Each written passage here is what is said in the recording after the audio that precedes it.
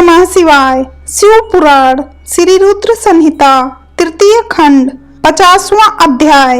विवाह संपन्न और शिव जी से विनोद। ब्रह्मा जी बोले, हे नारद, उसके बाद मैंने भगवान शिव की आज्ञा पाकर शिव पार्वती विवाह के शेष कार्यों को पूरा कराया। सर्वप्रथम शिव जी व पार्वती जी के मस्तक का अभिषेक हुआ।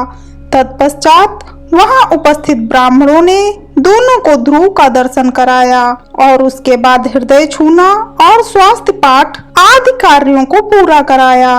यह सब कार्य पूरे होने के बाद भगवान शिव ने देवी पार्वती की मांग में सौभाग्य और सुहाग की निशानी माने जाने वाला सिंदूर भरा। मांग में सिंदूर भरते ही देवी पार्वती का रूप लाखों कमलदलों के समान खिल उठा। उनकी शोभा देखते ही बनती थी। सिंदूर से उनके सौंदर्य में अभिवृद्धि हो गई थी। इसके पश्चात शिव पार्वती को एक साथ एक सुयोग्य आसन पर बिठाया गया और वहां उन्होंने अन्नप्राशन किया। इस प्रकार इस उत्तम विवाह के सभी कार्य विधि विधान से संपन्न हो गए।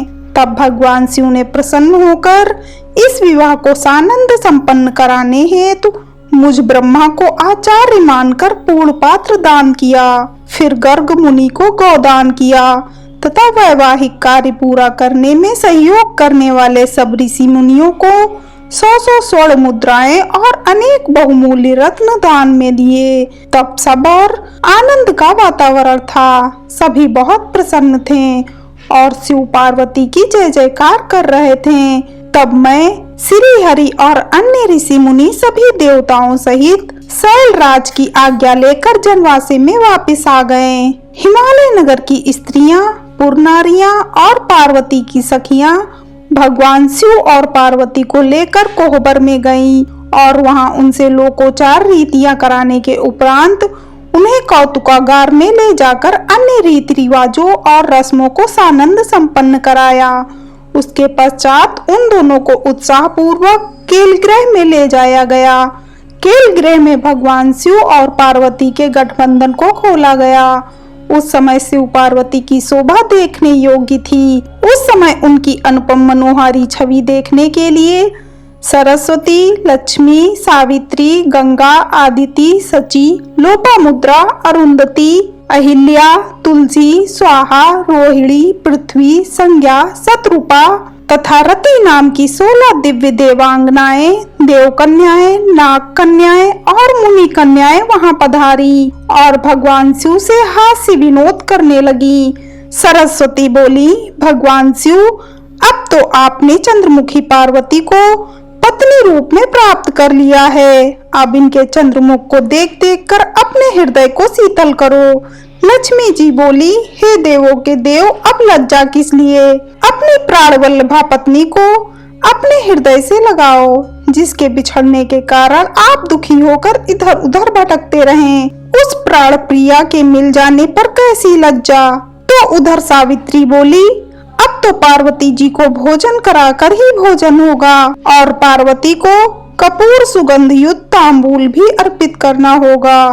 तब जानवी बोली कि हे त्रिलोक के स्वामी, स्वर्ण के समान सुंदर पार्वती जी के केस धोना एवं श्रृंगार करना भी आपका कर्तव्य है।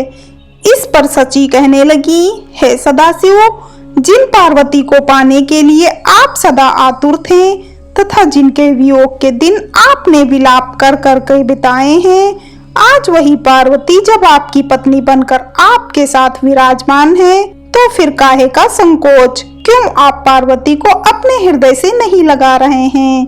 देवी अरुंधति बोली, इस सती सुंदरी को मैंने आपको दिया है।